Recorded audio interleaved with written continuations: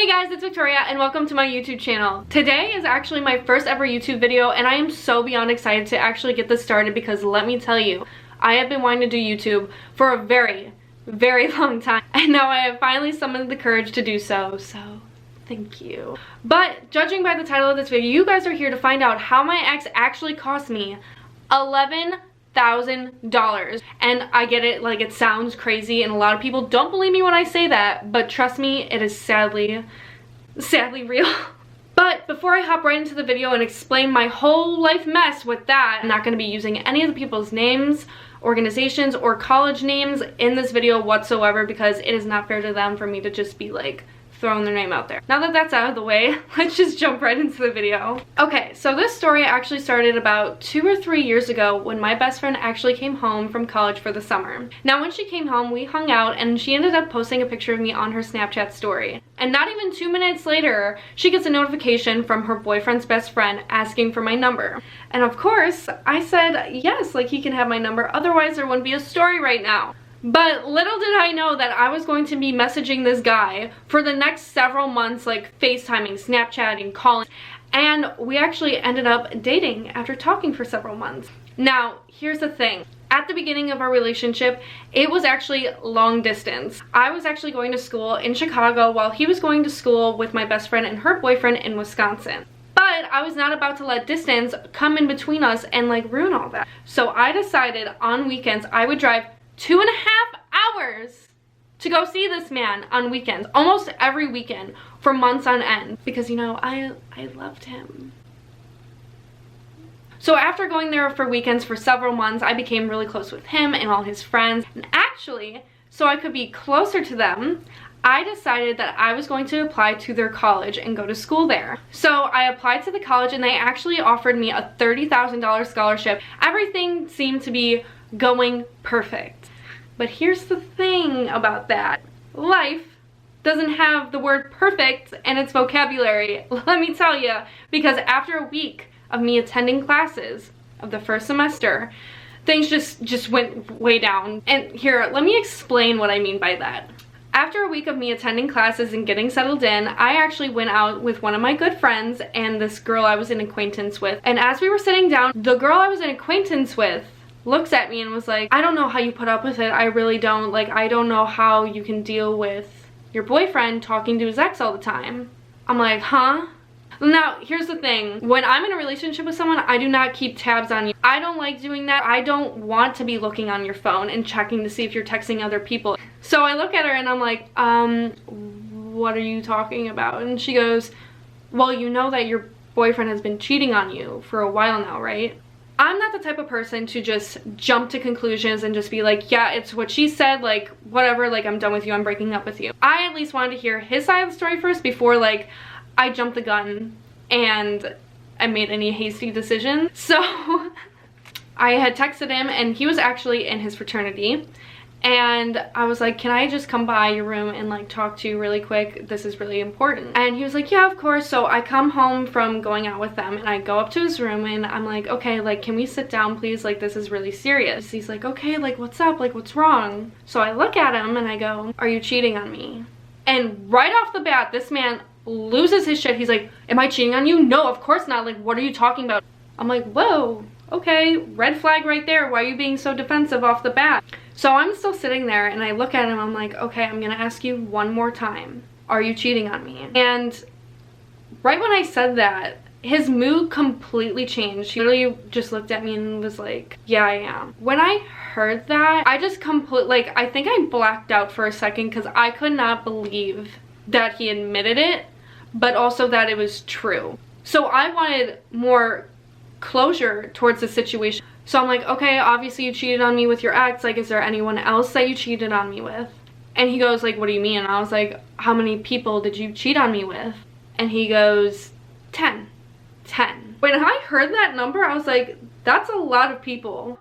I was like, okay, for how long? Like, how long have you been cheating on me? And he goes, I've been cheating on you since July. Which, side note, we started dating in July. So from July to January, this man had been cheating on me, which is heartbreaking because my whole relationship was then a lie. And he was trying to give me all these excuses at this time, saying that he just needed to fill like this hole in his heart. And I'm like, boy. So I was like, okay, I'm leaving. Like, I can't be with you anymore. I'm gonna break up with you. And he's like, you're not breaking up with me. And I was like, watch me, like I literally am. Now, right when I said that, the whole energy of the room completely changed. And it was super, super uncomfortable. He had ended up coming right up to me, like up to my face, and was like, if I can't have you, then nobody can. And I like look back at him and I'm like, what's that supposed to mean? Are you threatening me right now? And he gets right up to my face and he goes, you know exactly what the hell that means. So at this point, I am like freaking the hell out because this person that's now in front of me, I have no idea who this person is. So because I was so uncomfortable with what was happening and like him threatening me, I was just like, okay, you know what? I'm leaving. Like, I can't be in here with you anymore. And I go to the door, and this is when shit hits the fan. Because when I reached for that doorknob, he ended up grabbing me by the back of my shirt and throwing me to the ground and pinning me there. When this all happened, like, I couldn't even believe that he put his hands on me. This man legit threw me onto his floor, pinned my hands down, and proceeded to scream in my face how if he couldn't have me, like he was going to kill himself, he was going to take me with him. I just remember that when he had pinned me to the floor, I had a view out his window and I could see like, the clouds in the sky, and I remember thinking to myself, I'm gonna die here. Like, I'm trying not to cry right now because I literally thought that that was it. I remember looking out this window, and that was my only peace in the moment as this man is like, on top of me screaming. My whole world just kind of like went silent and I couldn't hear him anymore. I couldn't really see him anymore. All I was focused on was this window and how I felt like shit. I just remember looking out this window and I just remember praying to God and hoping he could see me through this window.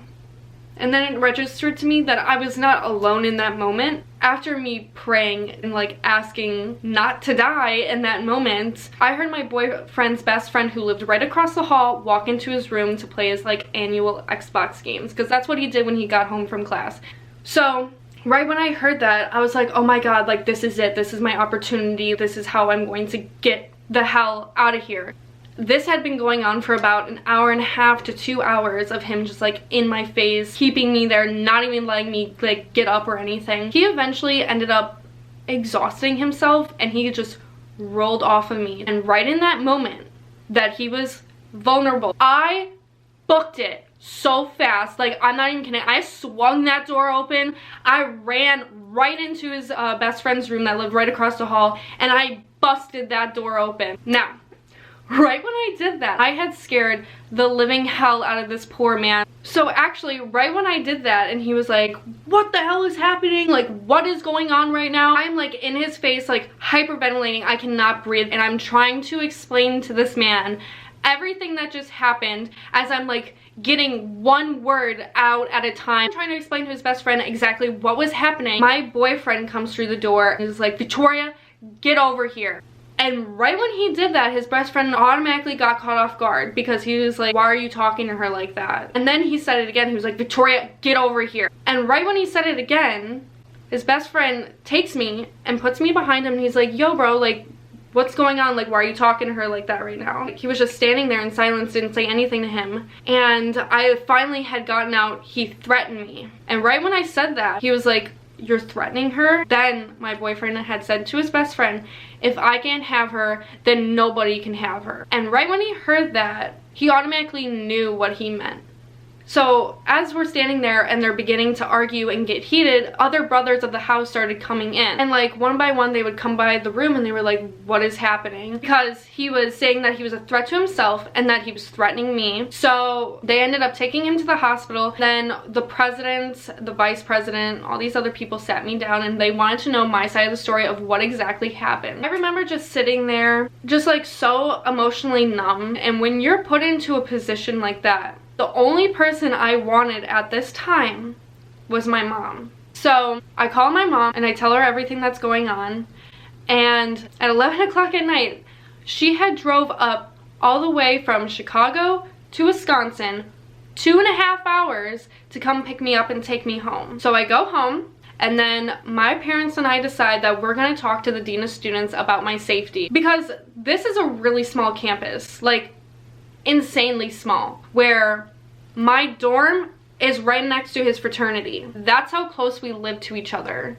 And at this time when I was home, he had gotten released from the hospital.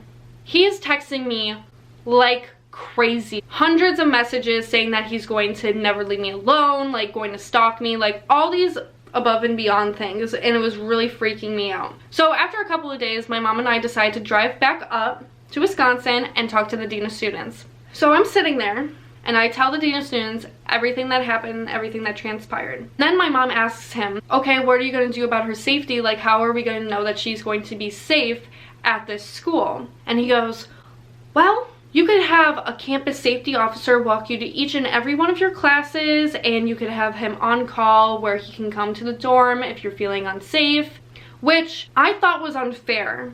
I just didn't want to be reminded of that event constantly. So I was like, okay, what's the other option then? And he goes, okay, well, the only other option you really have is withdrawing. And that's the one I actually recommend doing. And I'm like, I just started the semester, it's only been a week. But my mom then asked, like, is this gonna cost her any money if she were to withdraw? And he goes, no, there's a 2-week grace period where if you withdraw before the 2 weeks, you're completely fine, like you didn't even really start the semester, you're not gonna owe anything. Also, she has this giant scholarship. She's completely covered, she's completely fine. So my mom sits me down and we talk, and we decide that me living in an environment where I'm constantly uncomfortable and where I have to have someone walking me to every single one of my classes was unfair to me. Now, I was obviously not very happy about this option, but it was the best option for me at that time. So we decided to pull the trigger on it, and that day, I withdraw from college. Now, after I withdraw and move all my stuff out and I moved back home, everything was going fine. I thought my life was gonna go right back up. And then life was like, no. Because this is where the $11,000 comes in, people. So, you know, I withdrew before the 2-week period. I was only a week into school. After a couple weeks of me leaving the college and me coming home, I get this nice, cute little letter from the college. And I open it, and it says, your scholarship has been revoked. You now owe $11,000 and it is due within 6 months. I was just like, I'm gonna call him because this is not right. So I call the admissions office and I'm like, I withdrew before the 2-week period. I had good reasons on why to leave because I did not feel protected there. And as I'm explaining the story and telling her what the dean of students had said, she had then told me that the board decided that my reason for leaving was not a good enough reason. So they decided and voted to revoke 80% of my scholarship and then tell me to pay it 6 months later. So I end up taking out a government loan so after school I can pay it off. So I took out a loan of $11,000 for a semester I never attended, and I remember being so angry. I could not believe that this was my life. And I quickly realized like a lot of lessons through this. Even though the situation was extremely scary and difficult and I thought I was never gonna make it through, I quickly realized that this was a lesson that I needed to learn. Everything happens for a reason. So if anything can be learned from this, and if anyone can take anything from this video, is life is like a roller coaster. It's gonna go up and down all the time and you're just gonna have to roll with it. But yeah, that is the end of the story though, guys. If you guys did like this video though, please make sure to give this video a big thumbs up and to hit that big red subscribe button right down below and put on your post notifications so you can see when I post next, because let me tell you, if you like this story time, they get even crazier. So until next time, guys, I will see you guys in the next video.